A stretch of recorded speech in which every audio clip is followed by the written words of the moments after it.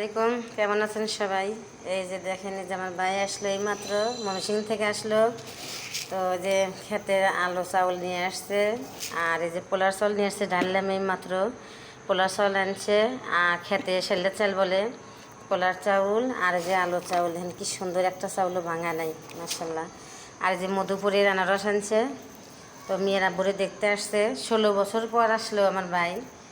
তো খুব আনন্দ লাগতেছে। আমার ভাই 16 বছর পর আসলো, এক যুগ পার দিয়ে আসলো আমার বাড়িতে। তো আমার ভাই মাছ মাংস কিচ্ছু খায় না, শুধু ডাল খায় আর হলো আলু ভর্তা খায়। অনেক কষ্ট লাগতেছে যে সে মাছ মাংস খায় না, আগের থেকেই খায় না।